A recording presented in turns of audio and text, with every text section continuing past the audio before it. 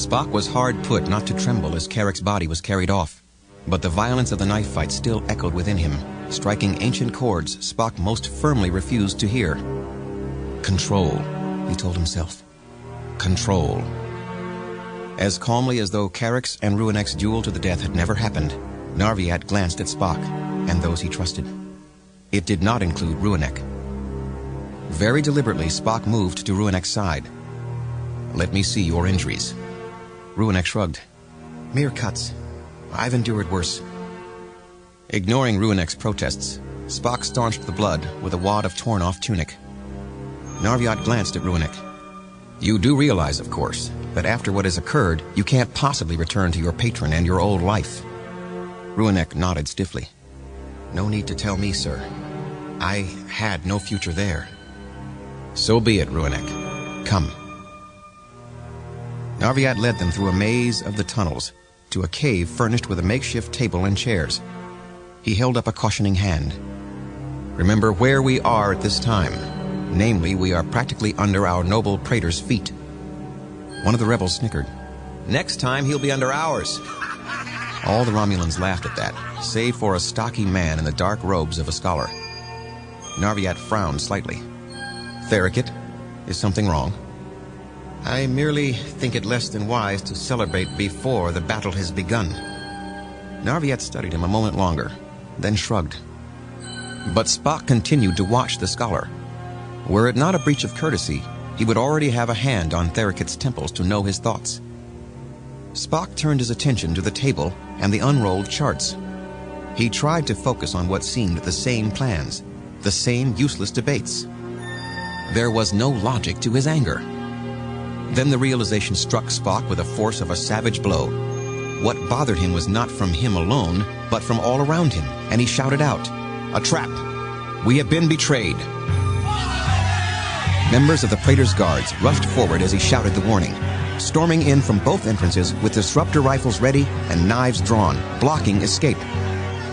Spock fought with bare hands and ferocity. At the heart of him, a cold, utterly rational core reminded him. They cannot fire their disruptors in such close quarters, not without killing their fellows. But I have not killed. I will not kill.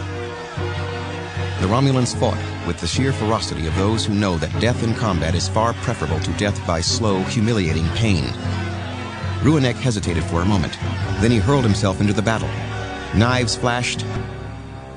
All at once, there were no more foes to fight.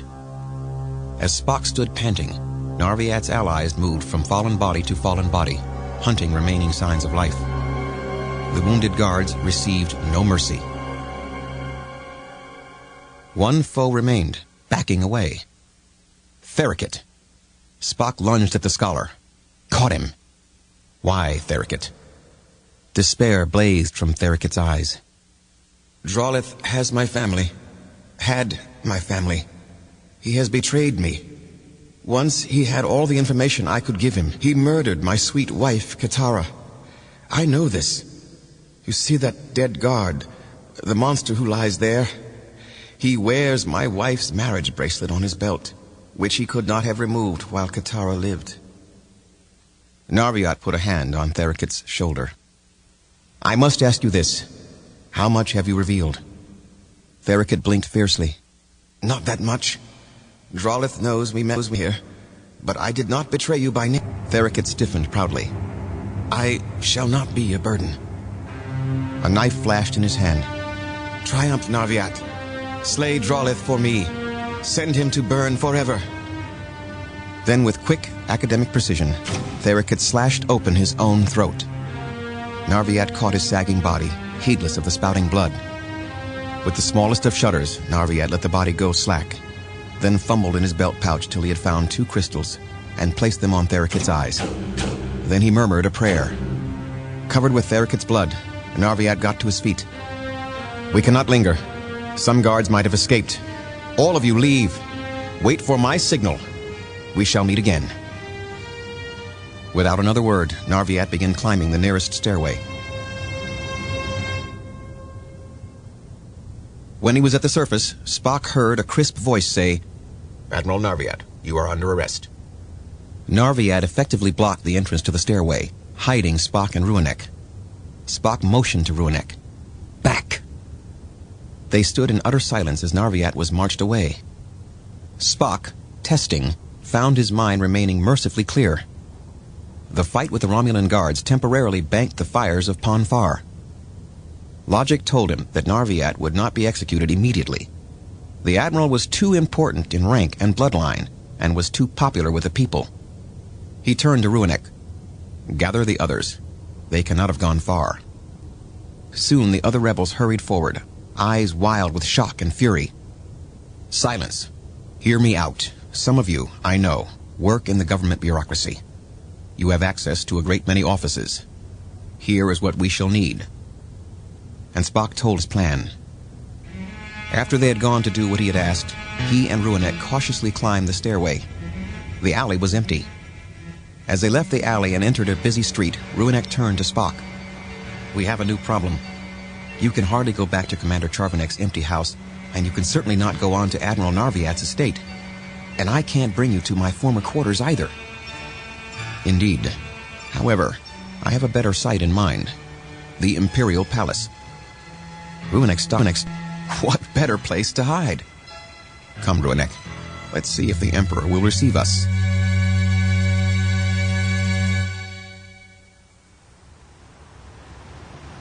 Drolith's guards were still patrolling outside the Imperial Palace. Ruinek, playing the role of Spock's bodyguard, told them, "This is the academician Simikos of Bardat, honored by His Imperial Majesty." The guards were wary. "Academician?" Spock acted his pedantic role. "Precisely. Now kindly step aside. You would not wish the Emperor to learn that I had been detained." As the massive gates swung open, Spock and Ruinek entered the gardens and found a network of streams and ponds, too regular in shape to be natural. The water sparkled in the sunlight, and fish glinted here and there below the surface like so many living green and yellow jewels. Ruinek pointed to a tall, lean figure. "That is the Emperor himself. Fish are said to be the Emperor's special study." Spock noted that Emperor Shiarkiek was clearly no young man, but there seemed to be nothing of the decrepit figurehead who had collapsed during the meeting of the Senate. Spock realized the Emperor had been playing a role, fighting for survival. As they approached, the Emperor looked at Spock's medallion. "How interesting. I have never given a medallion to you. Who are you?" Ruinek, with a gasp, fell to one knee. "Ach, Stan, you make me uncomfortable." Then the Emperor frowned at Ruinek. "But you are injured." Spock spoke for Ruinek. "Sub-Commander Ruinek has been in a duel of honor, and won." Shiarkiek nodded at Spock. "I see. Quite admirable. And you are—" Ruinek interceded. "Your Majesty, this is Academician Simikos, a distant kinsman of Commander Charvanek and Admiral Narviat." The ancient eyes studied Spock shrewdly. "And thus kin to myself, eh? Very distant, perhaps? Ah, but the sub-commander is weary from his wounds." A casual wave of the Emperor's hand brought several servants running. "Summon my physician. Make this officer comfortable. Go with them, Ruinek." Gazing after Ruinek, the Emperor murmured to Spock, "Now, walk with me, Simikos, or whoever you truly are." Spock spoke plainly. "I am a Vulcan." "Are you? How fascinating. Now, knowing of the Vulcan reputation for reasonable honesty, are you here as a vanguard to Federation attack?" Spock met the Emperor's gaze directly. "No, I am not. My word on my honor, and the honor of Vulcan, I am not." "And why, then, are you here?" "There is one who imperils us both, the Empire and the Federation." "You mean Drolith? I do not fear the truth." Eyebrow raised, Spock countered. "Then I will ask this. Do you know of the attack in motion against Narendra III?" The wise, fierce eyes glanced away. "Oh yes, I know. But I can do nothing. A fool so seduced by my scholarly research I forgot what I was. Never do that. Never forget." But you are Naviat's associate, and our Naviat is ambitious, even ruthless. But he is, underneath it all, a worthy son of this house. If Naviat dies, I see no way to replace Drolith. And now, Naviat has been arrested. Yes, I have my sources of information. Do what you must do, only for the sake of the people.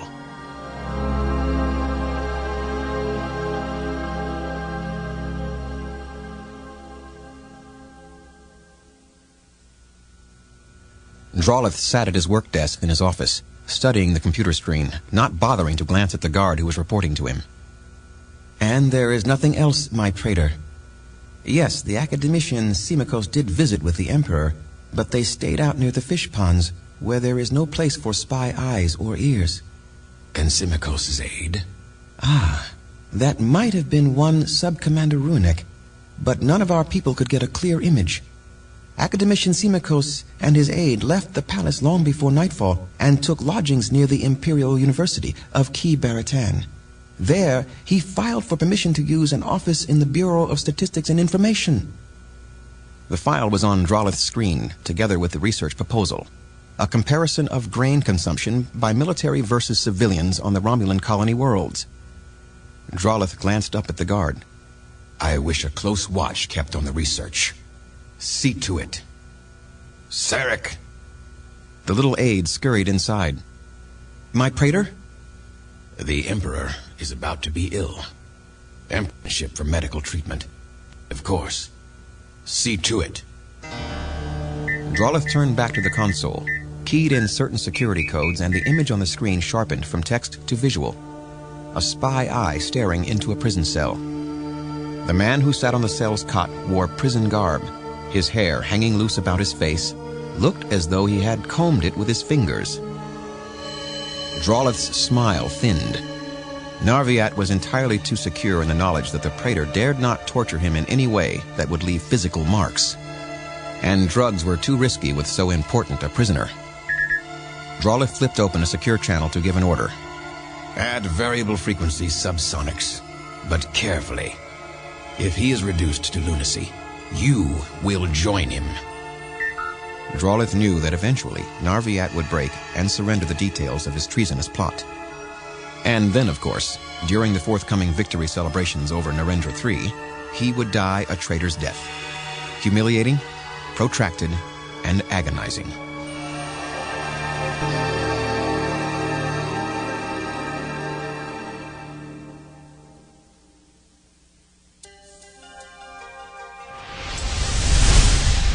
As the Enterprise sped towards the Narendra system, the chronometers all told Captain Garrett the same cold fact. 3 hours had come and gone, and they were still a ship's hour from Narendra III. Lieutenant Commander Varani looked up from his communications station on the bridge. Captain, long-range scans picking up something. 2, 3, no, 4. 4, down from 7. That's progress. Helmsman Castillo registered sudden alarm. They're decloaking. Though Tholov's voice was very soft, his body and antenna became rigid with outrage as he stared at his data. Bad news. The Romulans have begun to fire on Narendra III. Garrett ordered that tactical display be put on screen. The display enlarged, just in time to reveal 3 Klingon scout craft exploding into white-hot fireballs. Disruptors engulfed another Klingon ship into a blinding blaze. Captain, I'm picking up a Klingon message. To all ships in this sector, now hear this. Our Empire's civilian outpost on Narendra III has been attacked in overpowering numbers, without is devoid of all honor. A small flotilla of one-man ships struggled up from the planet's gravity well. A warbird that seemed to be hovering, a predator with outstretched wings, picked Klingon ships off almost lazily, one by one. The image on the view screen reformed. An elderly Klingon propped himself up against his console. Flames surged in the background. Garrett called. Narendra Station. This is the Federation Starship Enterprise. We're on our way. To her astonishment, the Klingon gave her an almost gallant salute. Well met, Enterprise. Hunt with us. Fight at our side. win such glory that warriors will howl to honor our memory. The image suddenly flared, broke up, and reassembled. Through the static, Garrett shouted, "Narendra Station, we are coming, hold on!" The Klingon laughed.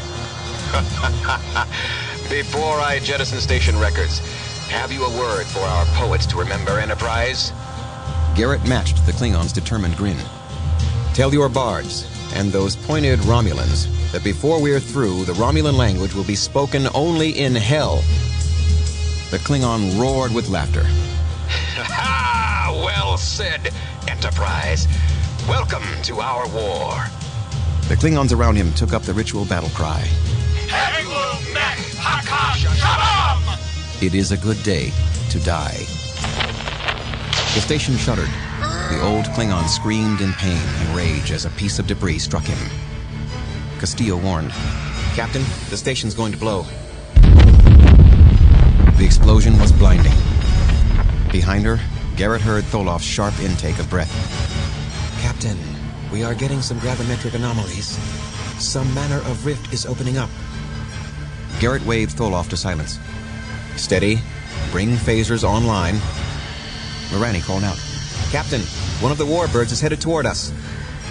Garrett rattled off a series of orders. "Load photon torpedoes, shields on full. Lock on target, fire at will." The warbird's disruptors blazed with sudden poisonous green light. The Enterprise shuddered, then rocked from side to side. Garrett gave another order. "Lay down a trail of photon torpedoes. We're going to dodge that warbird. On my mark. Now!" The Enterprise's sudden change of direction caught the warbird by surprise. Science Officer Tholov interrupted. "Fluctuations increasing, Captain." As the anomaly grew, space tore, revealing churning lights in all the colors of heaven. Disruptor fire blazed from the pursuing warbird. The Enterprise convulsed. A deadly light bloomed on Garrett's board. Fluctuations in the structural integrity field. 2 warbirds bracketed the ship, firing with efficient viciousness. The Enterprise bucked again, rocking almost out of control. But the ship held together. One by one, ship's communications brought Garrett news of the loss of irreplaceable people as the ship failed. When the ship took another hit from one of the 3 surviving warbirds, a console came crashing down across her legs. Her gaze was on the warbirds preparing to fire what she knew would be a fatal salvo. A flash of memory. Herself as a tall, gawky young girl who had looked up at the stars from the fields of home and staked her claim to them. She straightened as best she could. "Evasive action, Mr. Castillo. Where there's life, there's hope." "Warp engines are offline, Captain." With a blaze of green, disruptor fire engulfed the ship. "Shields down, Captain." Debris raked the bridge. Garrett heard Varani scream. They were trapped. The shields down, they could not stand. Garrett ordered, "Release the log buoy." Then she opened a hailing frequency to the broadest possible band. "This is Captain Garrett." She struggled for enough breath to finish her distress call, then stiffened with horror as she stared at the screens. The anomaly was moving. The Enterprise was being sucked into it. The rift twisted as it opened, taking on aspects of a wormhole. White light erupted, shading up to purple. Even the raving of the Romulans' disruptor fire paled by comparison. Then, everything went black.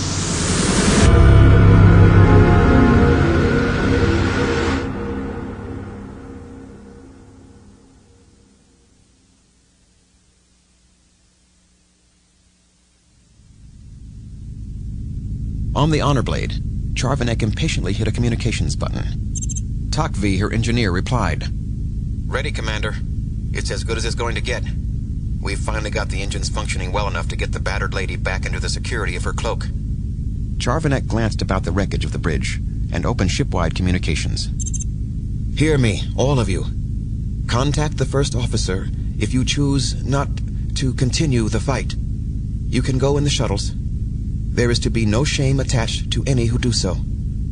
She waited, but no one on the crew took her up on her offer. Charvanek's voice showed her pride. My eaglets, you will snatch honor from the halls of Erebus itself. She drew her honor blade, blooded it against a thumb in ritual sacrifice, as her ship crept toward Narendra 3. Suddenly, over the communications channel came a human voice. This is Captain Rachel Garrett of the USS Enterprise. Charvanek ordered that the honor blade decloak. Weapons, Takvi. Do we have weapons? Powering up, Commander, but it's going to take time. All space suddenly seemed to blaze with a blinding blue-white light, a blaze into which the Enterprise vanished. Charvanek blinked her eyes, dazzled. A crew member called out. An anomaly, Commander. A rift in space. Charvanek ordered, take evasive action. The overworked engines groaned into life, then suddenly died. Her bridge crew reported, Commander, ship's instruments just reversed themselves. But in the next instant, Commander, instruments are returning to normal. The ferocious rainbow patterns of the rift subsided, then abruptly quickened again. The Enterprise was visible again, and fighting more fiercely than before.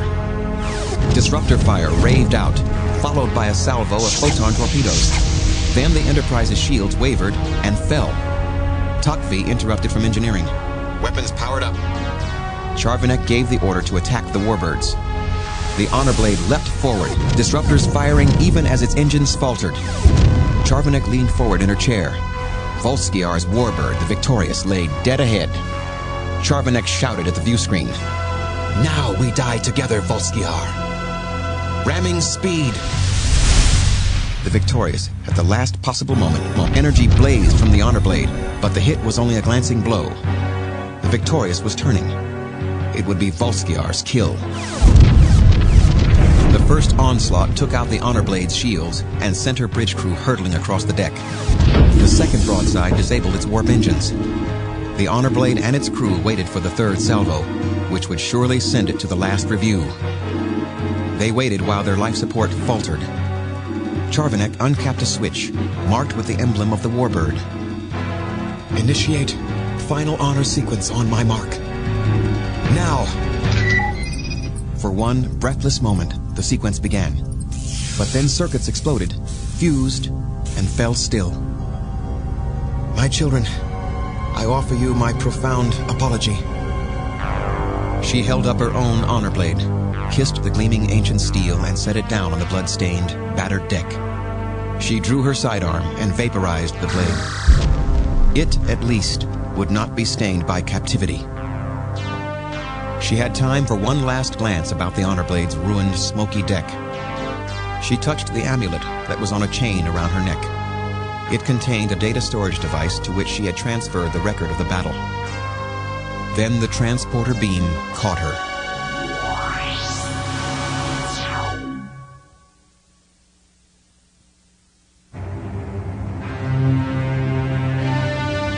In the Victorious brig, Charvanek knelt by Takvi, her engineer.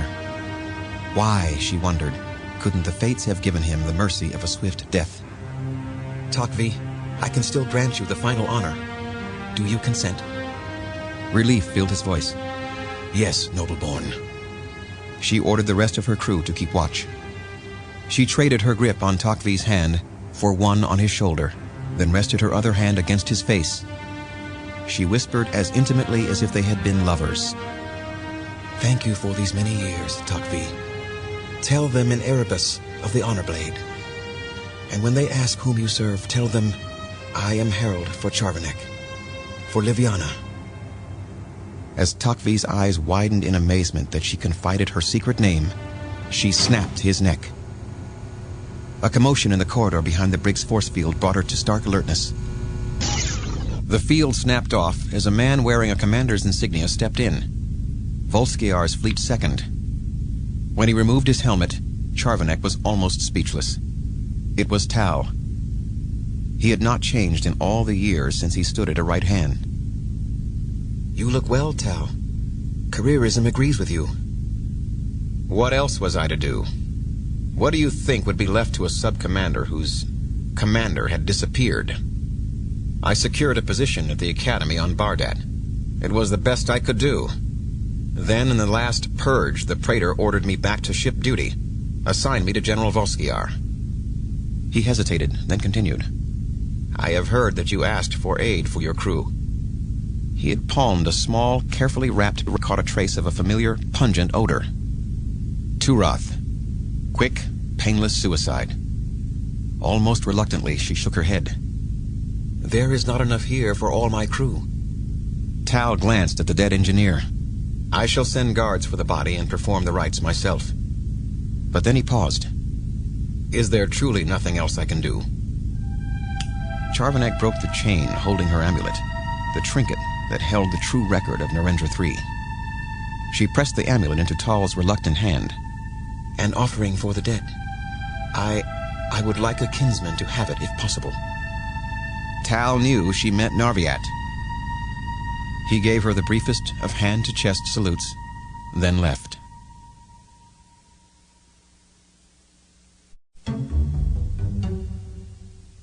In a faceless government building in Key Baratan, Spock and Ruanek found the office where the rebels had the false research project underway.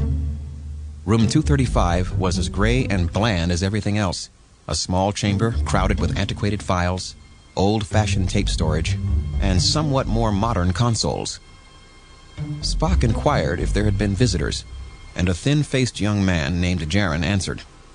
2 times so far. Attendants have stopped by to see how we were managing. Rita, a sturdy woman of no certain age, snorted. And they checked our materials too thoroughly for mere attendance. Spock gave her a sharp warning glare. With meticulous pedantry that made the Romulans mutter under their breath, he paged through every bit of the gathered material until he had found a security device. He said in the calm voice of an academician, "What is this? Surely some manner of security device. What carelessness. Someone must be wondering even now where he lost it. We shall keep it safe." Spock wrapped up the tiny spy eye with fussy care so securely that no signal could be received by anyone watching or listening. Then 2 of the rebels lifted a massive file cabinet to one side to reveal a ragged opening in one wall. With a wary glance back at Spock, Ruanek crept through the opening. The computer consoles that had been set down in a hastily cleared area seemed almost jarringly modern amidst the dust. Jaren grinned. We asked for Corridor B because I remembered that it was slated for renovation. That room 235 should happen to adjoin this. Luck is not logical. Let me remind you that Drolith is not a fool. He is certain to have already puzzled out that Simakos, Commander Charvnek, and Admiral Narviat are connected. Narviat's release must be our first priority.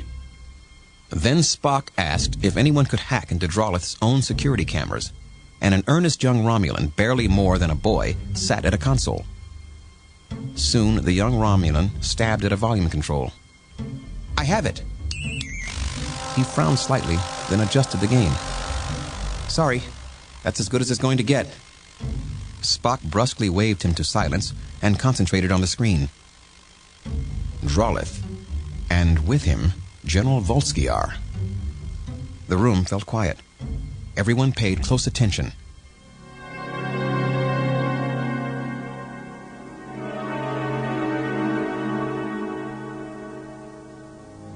In the Praetor's private study, General Volskiar stood at full military attention. Drolith was almost dark olive with rage. You lost how many ships? 4 warbirds out of 7? But my Praetor, we did fully achieve our objective.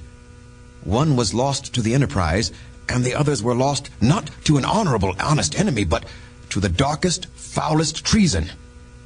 My Praetor, I hold as prisoner the woman who was once known as Commander Charvanek. She who has set an ambush and has murdered our own. Drolith struggled for composure. I take it that no one has seen her being brought back to Key Baratan. True, my Praetor. Only my crew. Drolith nodded with some satisfaction, but he wondered why Charvanek would have taken such a wild chance. Narviat. The name shot into his mind without warning. Narviat, who together with Charvanek was linked by blood to the Emperor. Drolith returned his attention to the general. All Romulus shall celebrate General Volskiar. There will be a grand public festival to honor our glorious victory over the aggressor Klingons and the treacherous Federation. And the traitor? The woman shall, of course, be questioned, but discreetly. We do not wish a martyr. Drolith broke off with a muttered oath as a warning light on his desk console began to flash. Someone was spying on him.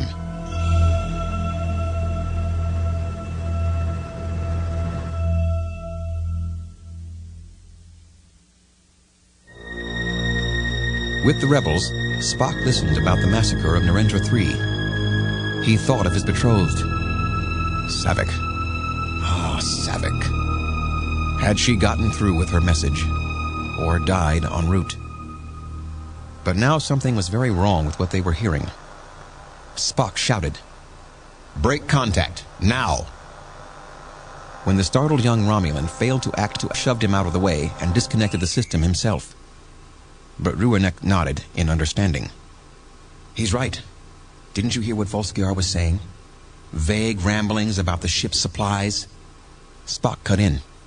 "Exactly. Drolith knew someone was spying on him and was trying to trace us." Spock took Ruanek aside.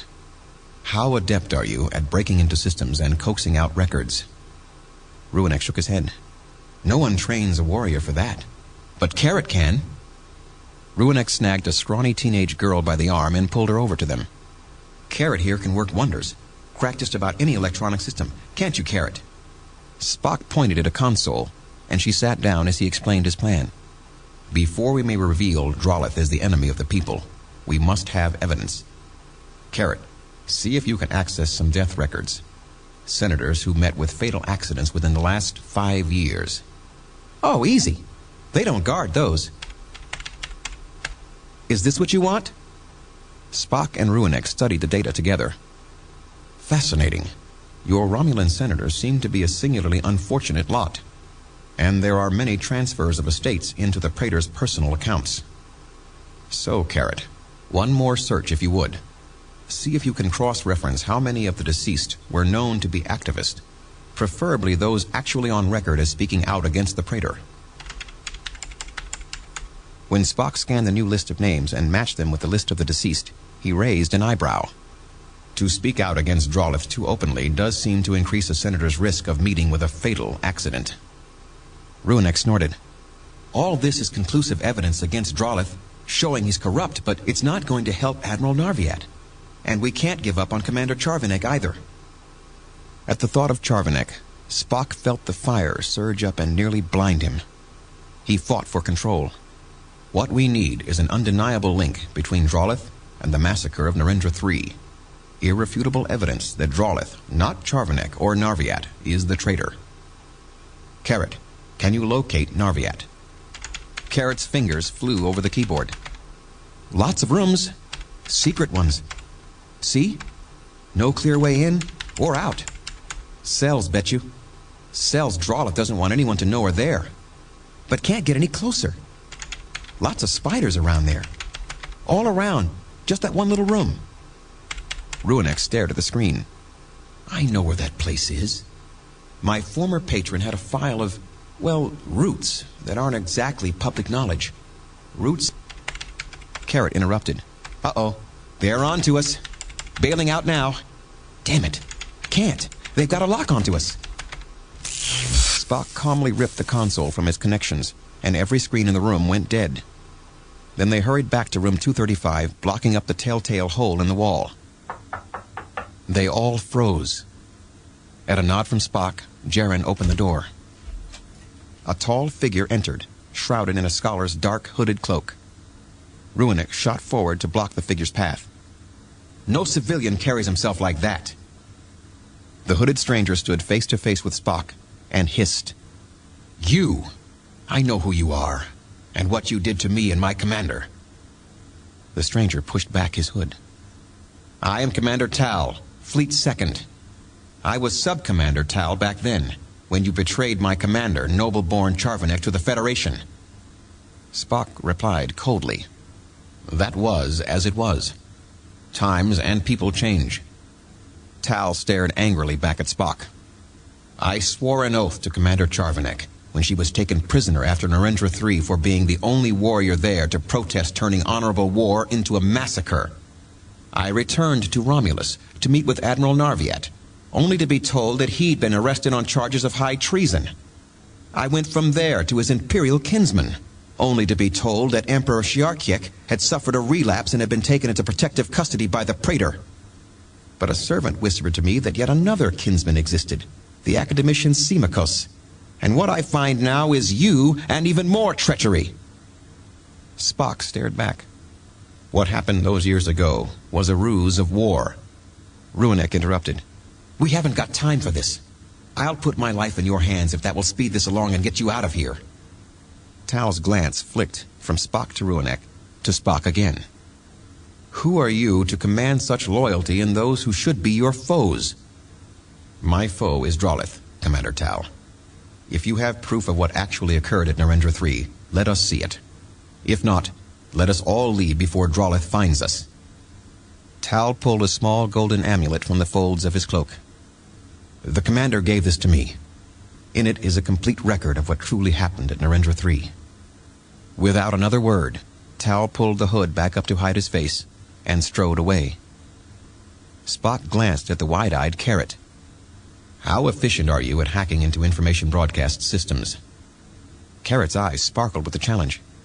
I'm really good.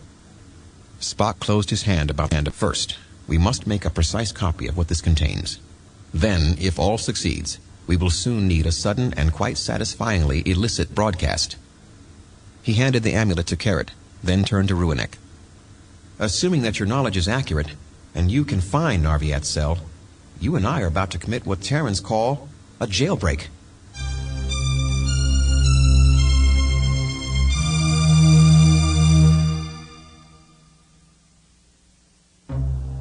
Ruinek led Spock to a long, dank corridor smelling faintly of mold and dingy gray paint peeling from the walls. Spock told himself firmly, this is not a trap. It is merely a maintenance tunnel. Further underground than one might prefer, but merely a tunnel. Some even more archaic instinct whispered to Spock of the caves, the world of ever dark. No, it is a tunnel, nothing worse. It was ironic. Had Drolith put Narviat into a high-security prison, they would have had little hope of a rescue. But such a move could never have been kept secret, and Drolith could hardly afford any negative publicity. Ruinek spoke in a whisper. We are now directly underneath the bureaucratic complex. This tunnel connects with each and every one of the buildings, including the one containing Admiral Narviat's prison cell. Suddenly, Spock silenced Ruinek with a sharp glance. Two cold-eyed guards stood directly ahead, blocking the corridor. Halt! No one is allowed down here right now. Question of security. Spock and Ruinek exchanged a quick glance, then lunged, Ruinek to the right, Spock to the left. Spock caught his guard in a quick nerve pinch, then whirled to see Ruinek straightening. Forgot about my injured arm. Should have just stabbed him. Spock stopped short. Fire suddenly blazed along his nerves, stabbing through his head. The fires were rising anew, despite all his mental struggles. Pon farr could only be denied so long. He told himself, hold out just a bit longer. Let me only finish my mission here. A sane corridor of his mind recognized subsonics to wear down Narviat. 4 guards patrolled ahead with sonic muffling helms, and Spock could not remember what prisoner they were guarding. Saavik. But why should I think that? He was thinking of Saavik because the subsonics were tearing at him, and the fires were rousing. There was nothing but Saavik and flame all around him. Flame! Someone was touching him. Ruinek dared to risk calling him by name. Spock, stop it! Spock savagely backhanded Ruinek and heard a startled cry of pain. He whirled and saw Ruinek huddled against a wall, clutching his injured arm once more. Spock froze. I did that. I hurled him aside so roughly, his wounds reopened. An ally, a friend, and I... Ruinek met Spock's eyes. I'll be all right, Spock. I know what's happening to you. Runek, my mind may be clear again, but the clarity will not last long, and we have certainly triggered alarms somewhere. One of the guards bore a tiny keypad and had lazily left a code accessible. Spock keyed in the code and pressed the correct button. A cell door slid open. Within was a blaze of light and a figure. Narviat's worn, weary face flashed with anger and cold pride, then astonishment. Springing to his feet, he staggered only slightly. I have to speak to the people. Tell them... Spock all but shoved Narviat toward Runek. Get him to Carrot, safely. The sooner you can break in on the broadcasts. Then Spock faced Narviat. There is something you must know. Charvanek has been taken. You will give her rescue the diversion it needs. Now go.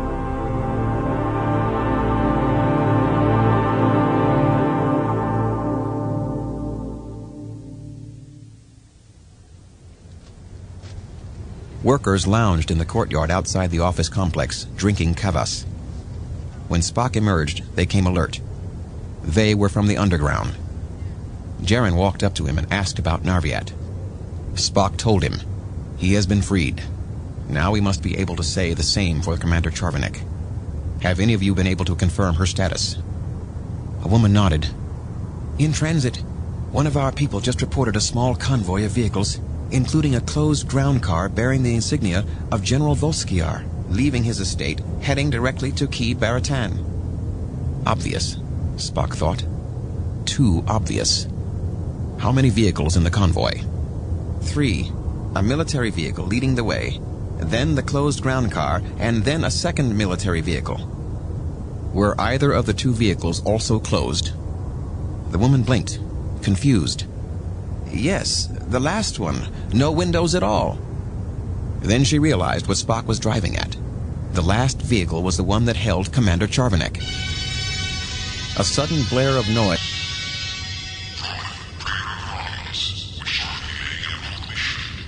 Spock wasn't really listening. Someone was following them. He glanced back. It was Runek. I thought you were to accompany Narviat. Runek shrugged. I did, but we ran into Carrot and some of the others, so I handed him over to her.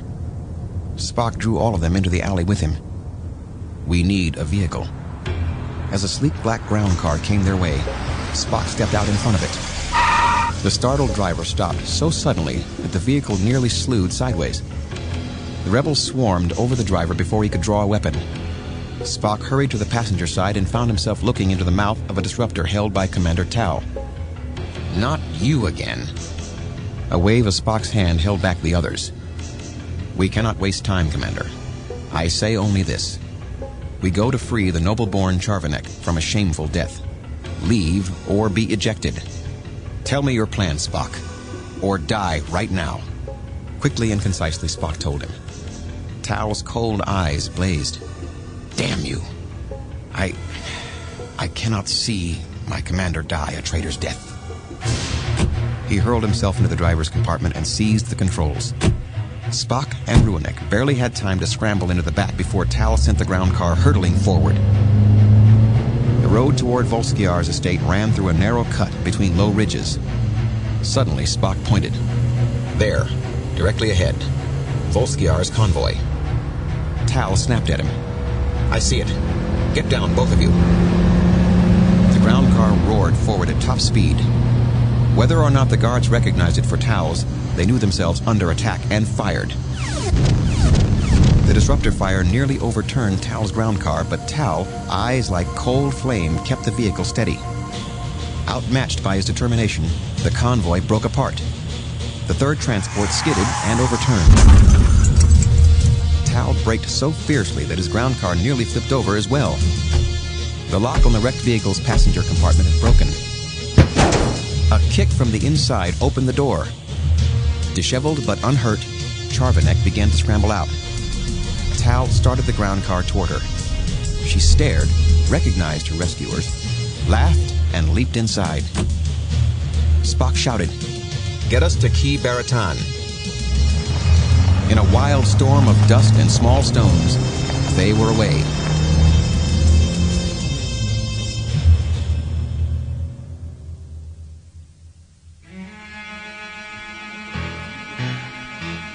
As Narviat stepped warily into a singularly crowded and downright shabby room, a broadcast studio, various young people engulfed him.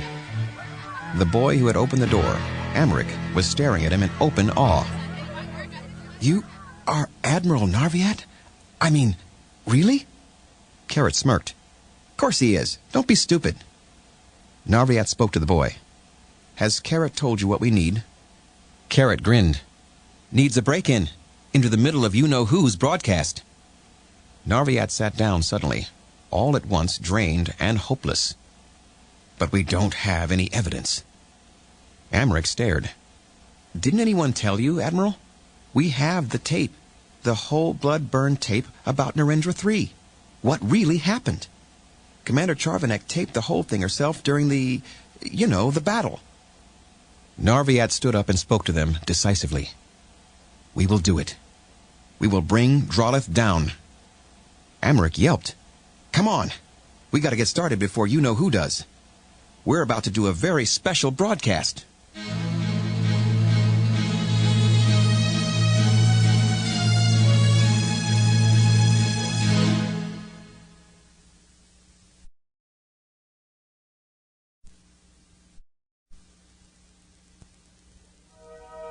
Drolith had planned his personal appearance very carefully.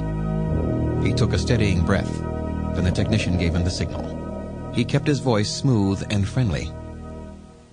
"My comrades, my fellow Romulans, a potential threat to the security of our homeworlds has been eradicated, thanks in part to..." Frantic activity was going on behind the scenes. Drolith swept his hand brusquely across his chest, signaling them to stop. "What is it?" The technicians glanced at him in utter terror. "An override, my praetor. Someone's sending an illegal broadcast out over our signal." Suddenly, the interloper's voice thundered through the room. Calm, reasonable, and persuasive. Drolith sprang to his feet. It was Narviat. "Romulans, for those of you who may not recognize me, I am Admiral Narviat. I trust that some of you do know me, and know too that I honor our people and our home worlds. I was reluctant to come before you, but Praetor Drolith has acted in a cowardly, dangerous manner. He has attacked Narendra 3, a Klingon outpost, yes, but a civilian base. He has made war on weak, helpless, dishonorable targets. Ask yourself this, my people. How many brave Romulan warriors have died for no reason? No reason, that is, save for the cause of Praetor Drolith's vanity? And lest you doubt my word, here is the proof, taken by one who the Praetor dared call traitor, but who you will see is the truest of Romulans, Commander Charvanek." Blazing with anger, Drolith paced the conference room, swearing to kill Narviat. "Find that man and silence him, or by all the twisted fates I will have you put to death one by one."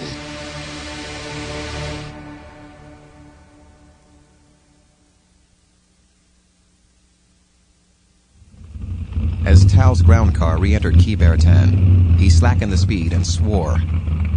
"We aren't going to get much further in this vehicle. It's overheating to the point of burnout. Damn. We walk from here." Spock sprang from the ground car. "We must make haste. Drolith must already have begun his proclamation." Charvanek held up a hand to stop them. "What about my crew?" Spock turned to her. "If we succeed, they will be freed." Charvanek eyed Spock strangely as they wove their way through the maze of streets, heading towards the center of the city. She bit her lip, then leaned towards him. "Know this, Spock. When you can no longer endure, I will give you the last mercy a friend can grant. Final honor. You shall not suffer madness, exposure, or humiliation." Charvanek. "Liviana. Thank you. I do not need that mercy yet." Ruinek frowned. "The streets are too empty for this time of day. Where is everyone?" Spock shrugged. "An illicit broadcast cannot be common. Doubtless everyone is watching Narviat." Ahead was a muted roar that could only be the disturbed crowd on the verge of turning into a mob. Spock hurried forward, Charvanek at his side, and Ruinek and Tal behind. and found out in one startled moment why no one had been on the streets. Charvanek gasped. What has Narviat done? Spock, Charvanek, Ruinek, and Tal fought their way out across the city square through a frenzied crowd and a descending storm of the Praetor's guards. While inside the broadcast studio, Narviat glanced impatiently about at his young admirers. Americ, we have to know what's happening out there. Can you get us an outside view? The boy pounced on a keyboard. Sure can. Would you look at that? You started a dark blood riot out there, Admiral. It took Narviat a few minutes to make any sense out of the swirling mass. But the crowds were growing, and Narviat thought in horror that it was just a matter of time before the guards drew disruptors and the square became a battleground. Then Narviat froze and stabbed a finger at the screen. Americ, get me a close-up. There is no mistaking that face. The Vulcan. And sound, Americ, give me... Spock's voice rang out. It is Narviat who shows courage. True courage. It is Narviat who should be Praetor. Narviat.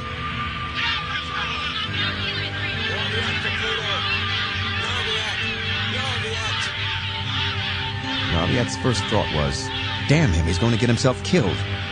His second was, damn him indeed, he's stealing my moment. Americ, Carrot, I must get out there. What have you got for a disguise? A cloak, yes, that's it. Flanked by his youthful army, he plunged out into the mob.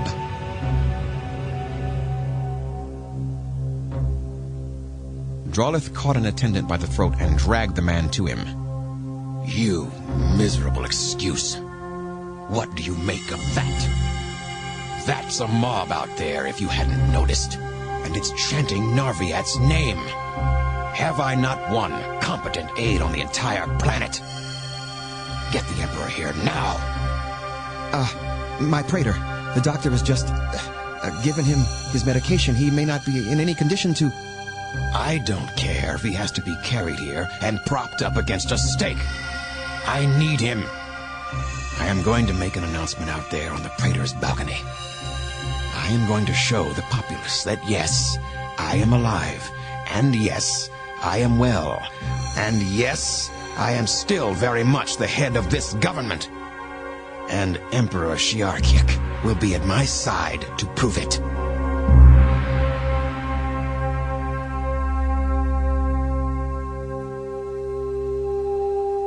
Sanity was but one thin, shimmering ribbon of light. But Spock held fast to that ribbon, telling the underground clustering around him, Drawlith must make an appearance. It is only logical. But where? Ruinek pointed to a building. There, that's the Praetor's balcony overlooking the Square of Heroes, where he makes all his personal appearances. Ruinek, can you get us there and inside? Not easily, but yes. A voice said in Spock's ear, What in the name of all the fates are you doing? It was Narviat. Spock turned to him, but Narviat's attention was all on the slender figure at Spock's side. Charvanek, they did get you out. You are safe. Safe as possible under the circumstances. Spock interrupted. Those circumstances are not likely to improve. Narviat finished for Spock. Unless I act. The Praetor's balcony, I take it. Ruinek nodded. We need a diversion. Americ grinned. Leave that to us. You'll have one.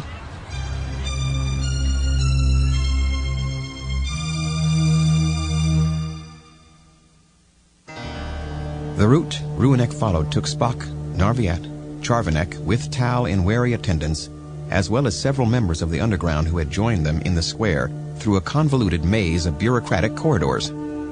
Spock's head was pounding painfully, and he could not seem to find the control to will the pain away. The wild blood surged in his ears, distorting his senses, but he willed himself to carry on. Keep going. Simply keep going. There is an end to everything. When they were in a wider corridor, and Spock could see the bright glare of daylight at its far end, Ruinek pointed. Up ahead, Drawlith. Sure enough, there he was, trailed by an entourage of guards and attendants, two of whom were carrying a tall, lean figure who sagged in their arms. It was the Emperor, Charvanek breathed. "The Emperor looks drugged." Drolith was stepping out onto the wide balcony. As he appeared, he was greeted by the rest of the underground and the youth from the broadcast station. The guards, Drolith in their midst, were all watching the commotion below as the underground rushed them from behind. Knives flashed. Men and women fell. A guard rushed Spock, and Spock hit him sharply on the side of the head, felling the man. Ruanek hissed to the Vulcan. "Stay back. I know you are ill. You shouldn't fight. Stay back." With his guards already overcome, Drolith bowed his head in seeming surrender, only to straighten, a disruptor pistol aimed point-blank at Narviat. Everyone froze. Drolith's finger began to tighten. A sudden sharp giggle rang out. It was the Emperor. Drolith's glance shifted, and Spock lunged and grappled with Drolith, trying to tear the disruptor from him. The Praetor fired at the moment Spock forced his arm up, and the blast raked the far wall. Narviat crushed Drolith back against a near wall until he lost his grip on the weapon. Narviat stepped back as the underground rushed in to engulf the Praetor. He bowed his head to Spock in thanks, then straightened his clothes and hair with hasty hands. "Now, excuse me, I have work to do." He stepped to the front of the balcony, and a roar went up from the crowd below. Spock withdrew into the shadows. A Vulcan must not be seen by the people on Romulus. Meanwhile, Narviat had slipped easily back into the politician's role. "I have already told you of Drolith's crimes, of his most terrible treason. But I am not alone in making these charges. Commander Charvanek, if you would." She moved to his side and told her story about the cowardly attack on Narendra 3. At its end, the underground and broadcast crew began chanting. "Praetor Narviat! Praetor Narviat!" Others in the crowd took it up. Narviat slowly bowed his head. "I accept. And my first act as your praetor, my friends, is to place under arrest that traitor known as Drolith." Then Narviat turned to leave. He paused before the former praetor. Drolith spat at him. "So, am I to be sent a sword?" Narviat shrugged. "At least I will not have you to bother me." Narviat ordered one of the guards. "Hand me your disruptor." But Ruanek moved to block Narviat's path. "Sir, no. Forgive me. But you cannot start your reign with murder. That is Drolith's way." Narviat growled. "Damn you, Ruanek. You're right." Then he proclaimed, "I shall not stain my administration with cold-blooded murder. There shall be an honorable trial of the criminal Drolith in accordance with our sacred customs." Drolith was suddenly surrounded by the shimmering of a transporter effect, and in the next moment was gone. Narviat spat an oath. "We should have expected this. He was devious enough to have made contingency plans. Much harm may they do him." "At least I have helped in Drolith's defeat," Spock thought. "Even though no one will ever know the entire role I played, the Federation and the Empire are both free from his plots.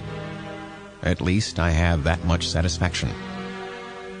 Then Plak-Tau, the blood fever engulfed him, and Spock felt himself sag against the nearest wall.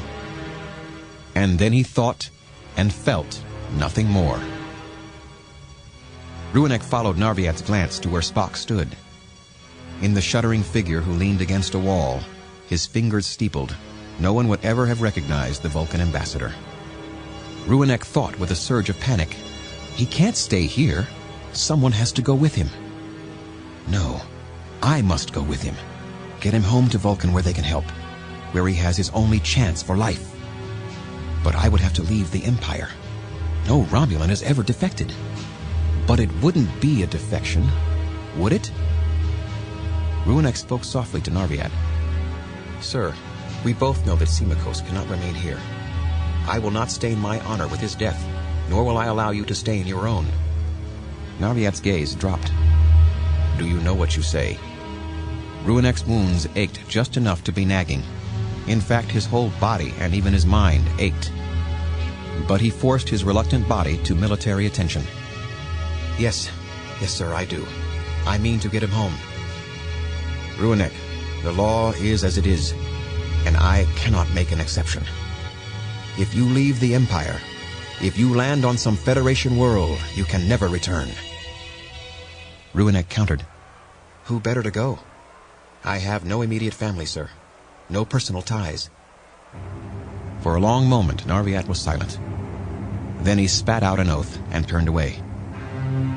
I don't have time for this now, Charvanek.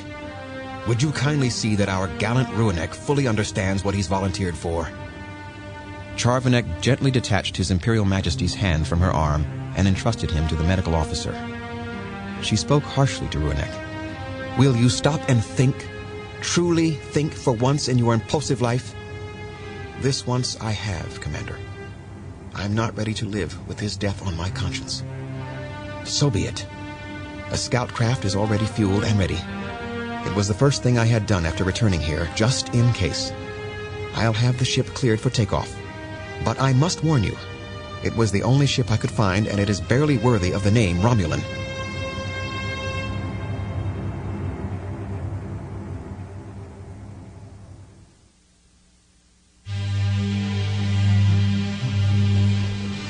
At the spaceport, Ruinek half-carried Spock to the landing slip and the waiting scout ship. Just a few more steps, sir. I'm going to need your cooperation to get you there. I can't pilot if you break my neck. To Ruinek's astonishment, Spock actually chuckled. Logical. Ruinek stared at the scout in disbelief. Commander Charvanek hadn't been exaggerating. The damned, ugly, antiquated thing should have been cut into scrap years ago. Ruinek heaved Spock into the decrepit ship, secured him into the co-pilot's chair, and demanded final clearance from port. When he got it, he prepared for takeoff.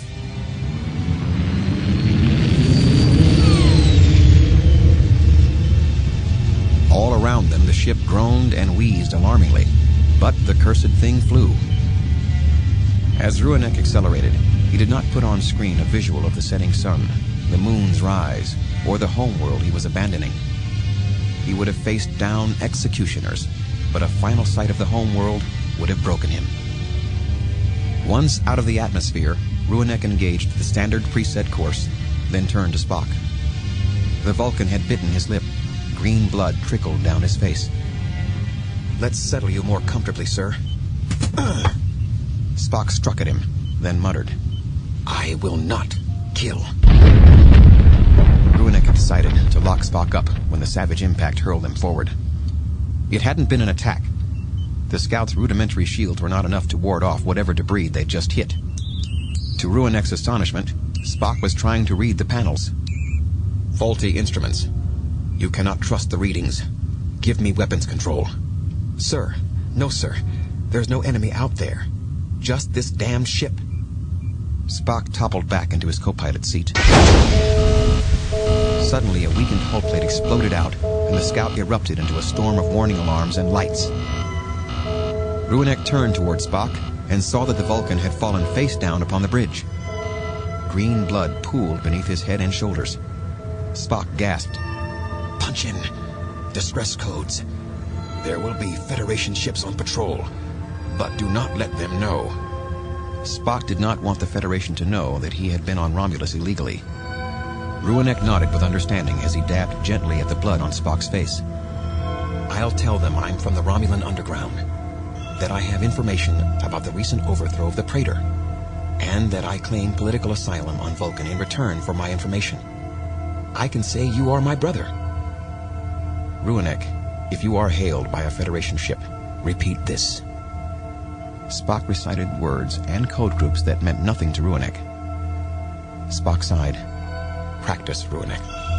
But now, must try, and Spock fell silent.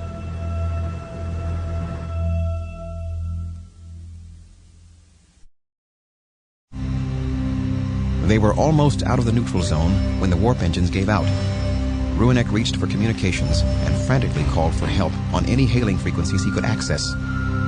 And, yes, a ship was forming on the flickering view screen. A ship coming after him, out of the neutral zone. Ruinek recognized the predatory curves and deadly green of a warbird, and sank back in his chair with a bitter laugh. Now I know what happened to Drawlith. And now we die. At least we'll go up in a burst of glory.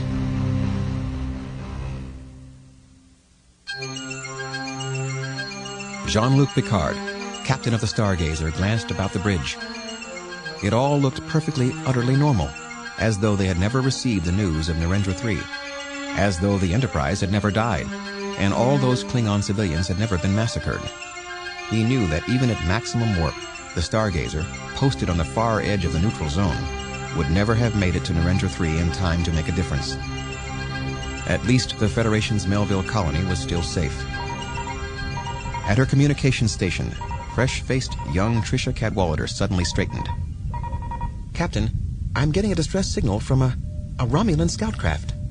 Red alert. Picard knew where there was one Romulan visible, there were likely to be cloaked warbirds. On screen, the bridge crew could see a small, badly battered vessel struggling into range. Picard thought aloud. It doesn't look like even impulse power's fully online.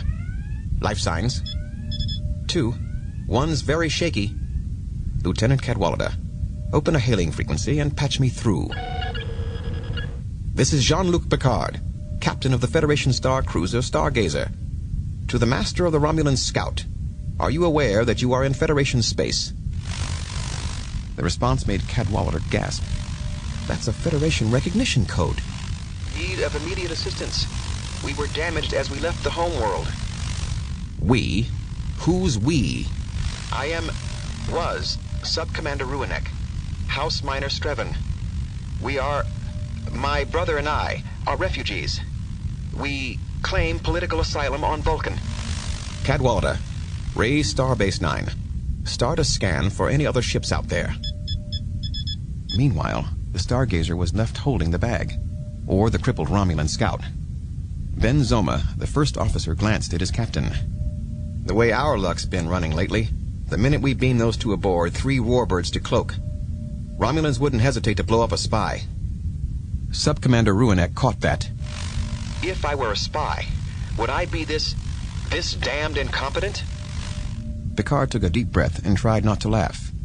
If we let these two die, we are no better than the Romulans. Besides, no Romulan is that good at making himself ridiculous on purpose. Get down to the transporter room now. Transporter Chief, make no move until Commander Ben Zoma and Security Chief Josephs arrive. I will give you the order to beam over the Romulans. As soon as you have them, signal, and I will raise shields. After Ben Zoma signaled he was in the transporter room, Picard gave the order. Energize. A violent light erupted from what had been the Romulan scout. Transporter room. Got them, Captain. Shields up. Helm, take us out of here. Maximum warp. Captain, we have a situation in the transporter room. Can you get down here?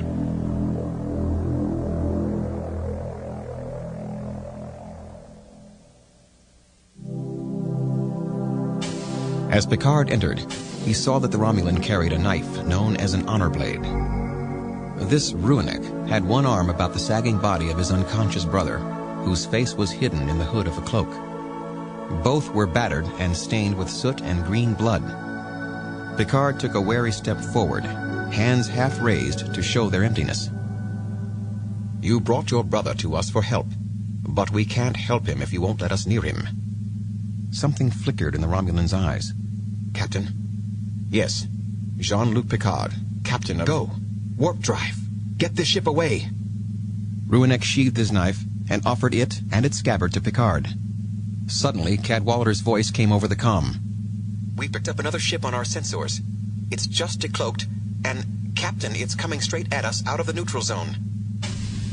As Picard rushed out without discovering that Ruinek's brother was Spock, he snapped at Ruinek. Only your brother goes to sickbay. You've got work to do.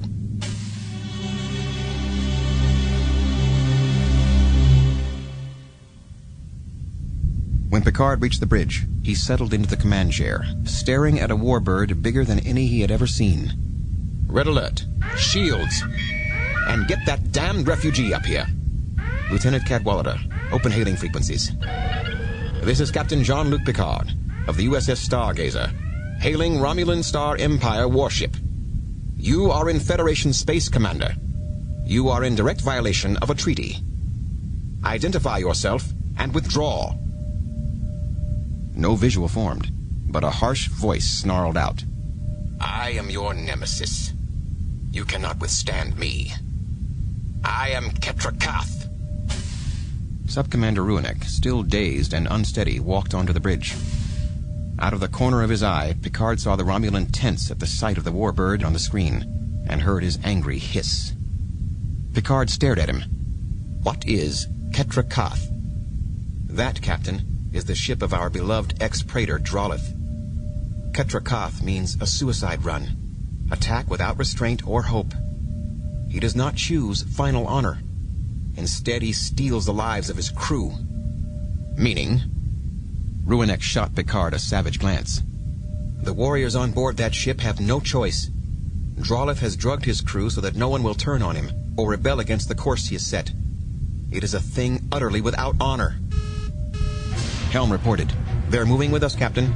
Still closing. Accelerating. Warp 8.5. 6. Warp 9.9.1. It's powering up disruptors. Firing. Helm, evasive. A blaze of poisonous pale green energy engulfed the Stargazer. Return fire. Photon torpedoes away. Direct hit, but minimal damage. That is one powerfully built ship. Picard looked at Ruinek sharply. That ship is out for blood. We already have clearance to land you and your brother on Vulcan. But we're not going to get there unless you know some weakness in that warbird. Captain, you are human. Devious. Romulans would not attack from behind. At least no honorable commander would. But... Picard nodded. But we could. And the crew on that warbird's drugged. Slower reaction time. Picard felt a predator's grin twist his own face. Engineering. I want you to reinforce the Stargazer's structural integrity field for all it's worth. Cadwallader, order all hands to strap in. Helm, on my mark. We are about to perform the Federation's first Emmelman turn in space. A few gasps came from those who knew their Earth military and aviation history. Be ready to fire the instant I give the order. Helm, prepare to warp us out the instant she fires. The Stargazer leaped forward, whipping into an impossibly tight loop, shuddering as its structural integrity field threatened to collapse. The warbird fired again, but they'd been too quick for it. The disruptor blasts missed them completely. And the Stargazer was now right behind the warbird, looking at its unshielded flank. Fire! As the Stargazer warped out, the warbird exploded in a savage blaze of white, orange, red flame, debris going out in all directions. The Stargazer had done it, and there was no major damage, either to ship or her people. Picard drew a deep breath and turned to Ruinek. Now, Sub-Commander, you're going to sickbay. Guards, give him a hand. Ruinek had enough will left to give Picard a sharp, ironic grin. Congratulations, Captain. You are now a hero of the Romulan Empire. Very impressive decoration, by the way. I won't go to collect my award, if that's all the same with you.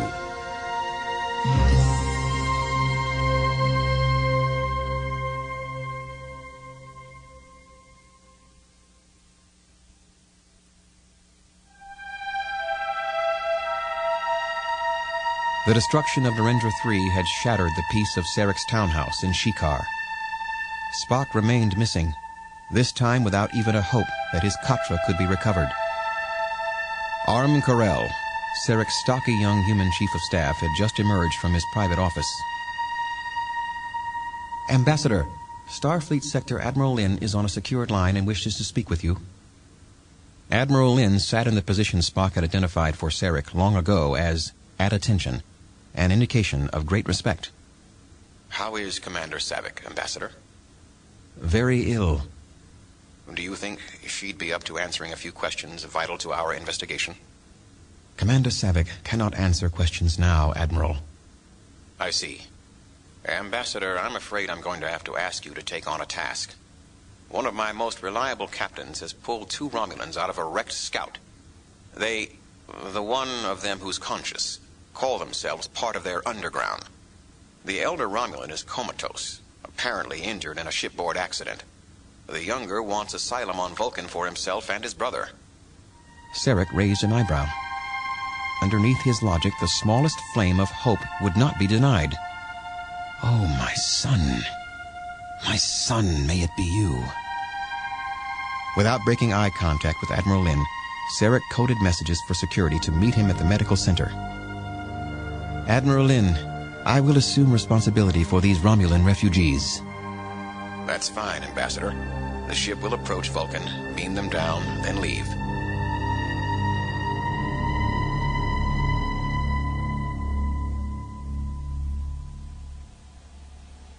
Security Chief Osmansky, a tall, sturdy human from Vulcan's Starfleet base, glanced at Sarek. Passengers are ready for transport. Shall I? Sarek nodded. If you would. 2 figures materialized on the small platform. A tall Romulan in a very battered, stained military tunic braced a lean figure against his shoulder, one arm flung about him protectively to keep him upright. Sub-Commander Ruinek, I am... But Ruinek had already identified him. My Lord Ambassador, I have brought your son home.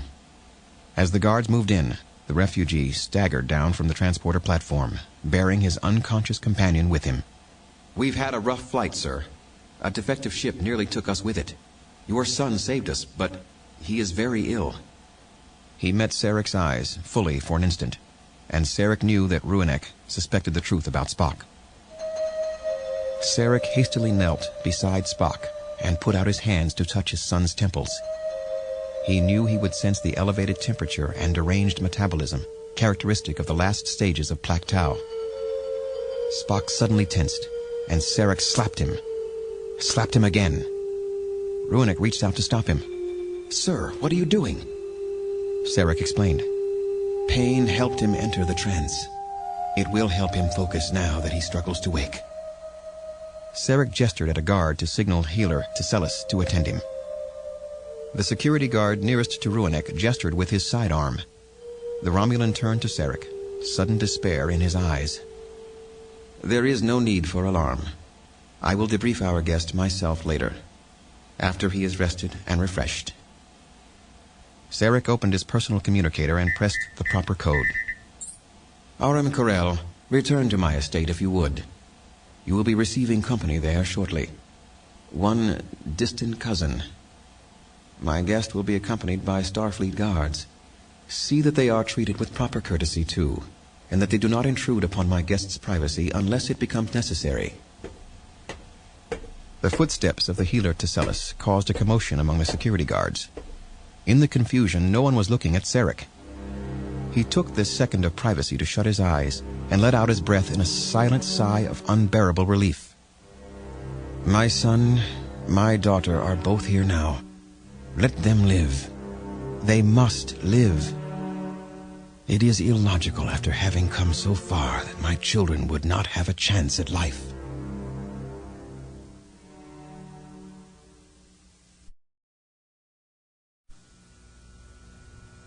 Charvanek found Narviat in what had been Drolith's private study.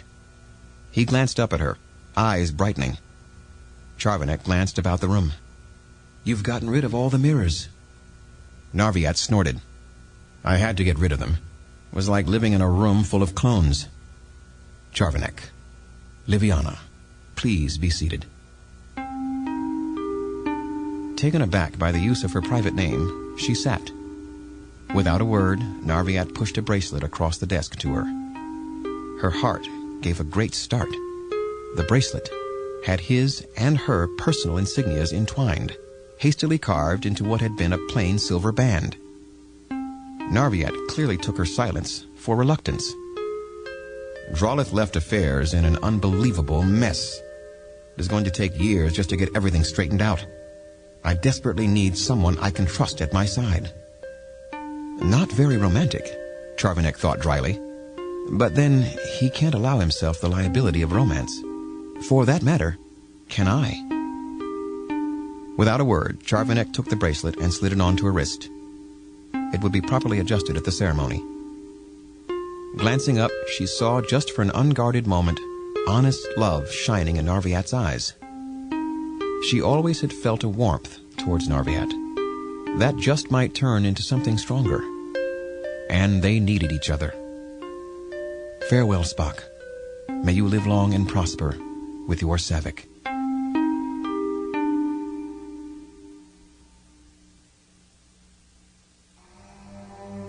At Sarek's estate, Ruinek didn't even know who or what he was anymore. He glanced down at the clothes he'd been given. A flowing tunic cinched in by a woven belt, fitted trousers, a great deal more comfortable than a uniform. Ambassador Sarek actually cared how he looked. But agreeable though the outfit might be, it made him a stranger to himself. The honor blade at his belt no longer seemed a natural extension of what he was. Ruinek hurled open the room's shutters, sure he was going to find bars or armed guards ready to shoot. Instead, oh fates, it was the desert, the open, peaceful sweep of space. The breeze was shifting, blowing in off the cooling desert, and Ruinek took a deep breath of dry, fragrant air. Without any warning, the scene suddenly changed in his mind, and was all at once alien, all at once far too alien. Ruinek quickly closed the shutters, hands trembling. There was one very familiar item, his honor blade. With a sharply indrawn breath, very much like a sob, Ruinek drew the weapon from its sheath, studying its unmarred beauty. His vow to rescue Spock was fulfilled. When one came right down to the hard facts of it, there was absolutely no more point to his life. Nothing else to hold him here. But Ambassador Sarek had given him hospitality. It would be the height of dishonorable behavior to stain that hospitality with even an honorable suicide. For what seemed an eternity, Ruinek sat shivering, unable to grasp the knife. He put it down on the desk, and desperate to stop himself from doing anything else, switched on the computer console. The screen came instantly to life. Studying the cryptic Vulcan menus revealed, Ruinek felt the faintest stirring of curiosity. What programs had been left for him to access?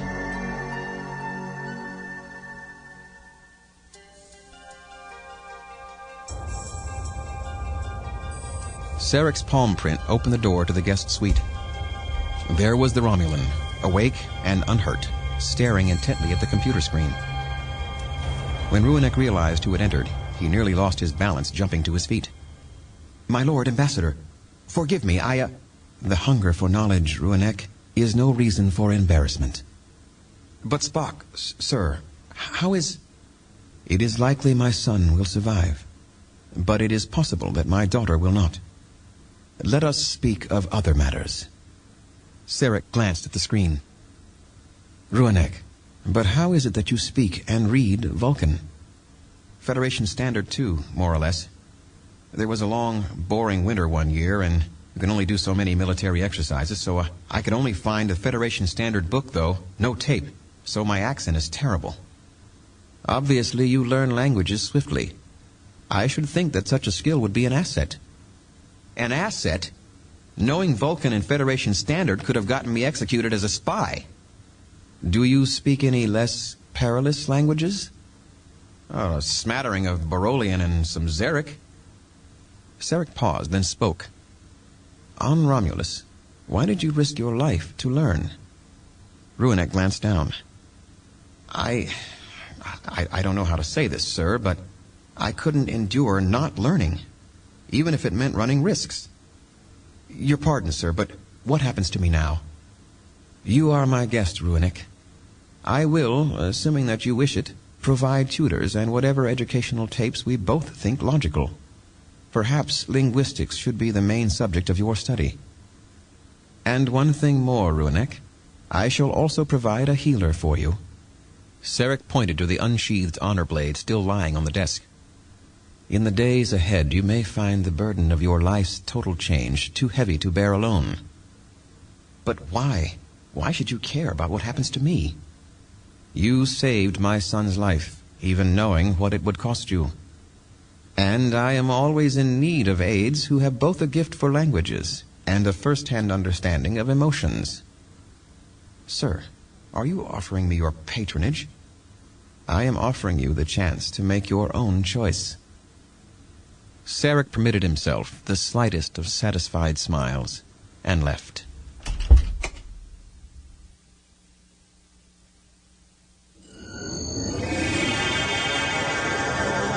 Even before the transporter effect faded, Vulcan sunlight hit Dr. Leonard McCoy, retired Federation Starfleet Admiral. He strode forward boldly, refusing to trudge as if his knees were hurting, toward the somber figure who stood waiting for him. Behind the figure rose the quietly elegant white walls of the Vulcan Science Academy's medical center. The hood was pushed slightly back to reveal a strong, absolutely unreadable face. Sarek of Vulcan raised his hand. Live long and prosper. McCoy held up his hand. I come to serve. Peace and long life. I'm glad I was already en route to Vulcan when I got your message. Sarek gave a slight nod of his head in a gesture of courtesy. It is good for Spock to have his friends with him at such a time. They started toward the medical center together. Once inside, Sarek pointed McCoy toward a blank white door and stepped back. Your pardon, Doctor. I have some final arrangements to make. McCoy tentatively pressed the door chime, and the door slid open. He saw Spock, in robes of a red so dark it was almost black. Spock, are you all right? McCoy.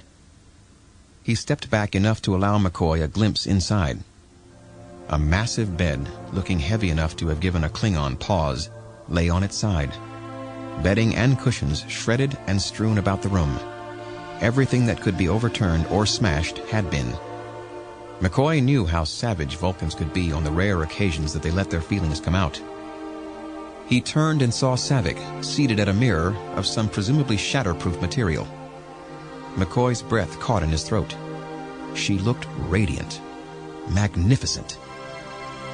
McCoy saw Spock and Saavik glance at each other, new fire sparking in their eyes. What was that old saying? You have your marriage for yourself, you have your wedding for your relatives.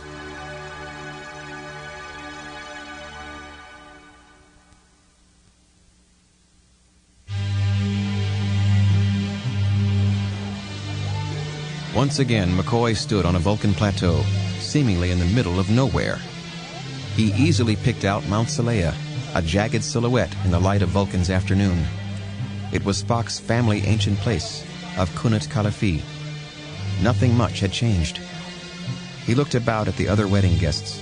Uhura, even after all these years, she was still beautiful. She was wearing not dress uniform, but a flowing robe of kente cloth. McCoy edged past 3 silent Vulcans to her side. Madam, you look even more beautiful than I remember.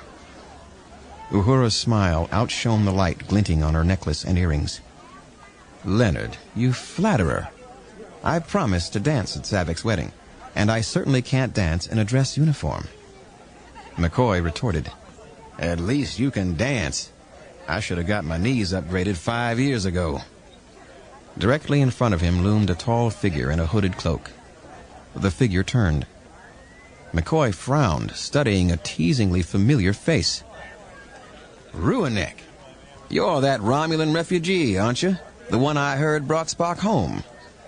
Clearly embarrassed, Ruinek looked away, staring out over the wide vista of desert and mountain. Does what you see look familiar? In a strange way. The air is so much hotter, yet it is all so very beautiful. And it somehow feels right. And no one needs to watch one's back.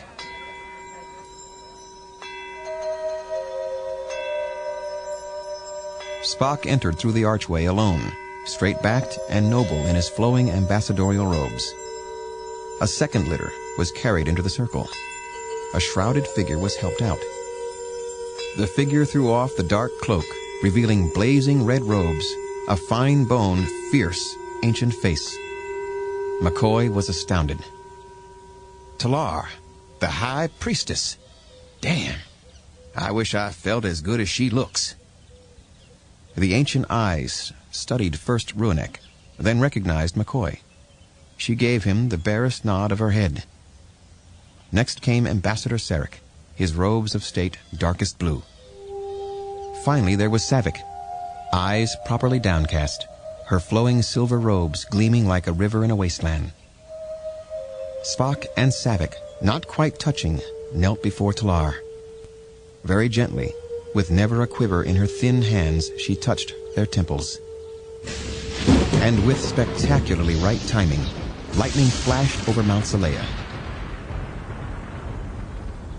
McCoy heard the couple murmur, "Parted and never parted. Never and always touching and touched." Talar gestured to the couple to rise. "Thee are wed.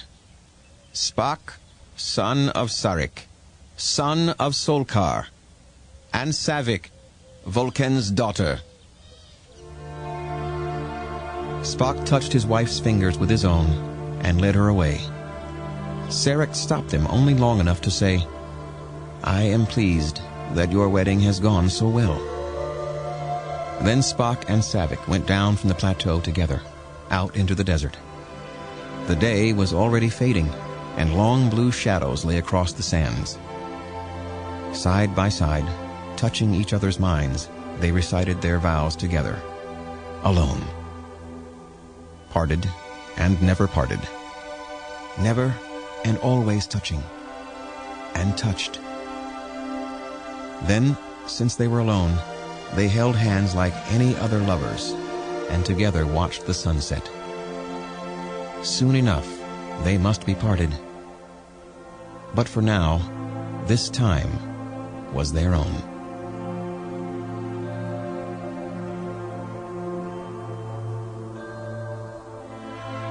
Star Trek, Vulcan's Heart, was written by Josepha Sherman and Susan Schwartz, and read by Tim Russ. It was abridged for audio by George Truitt. It was recorded at the Village Recorder in Los Angeles, California, by Timothy Tan. Editing by Stephen Strassman. Sound design and post-production by Gary Fink. Original music was composed by Carl Schurtz, Eve Beglarian, Carl Sharif, Sam McCallie, and Richard Emmett. The production coordinator was Sally Hurst. Star Trek, Vulcan's Heart, was produced and directed by Linda Woolman. This has been a presentation of Simon & Schuster Audio. Also available from Simon & Schuster Audio, Star Trek, Vulcan's Forge, Star Trek, Borg, and Star Trek, Klingon. Star Trek, Vulcan's Heart is available in book form from Pocket Books.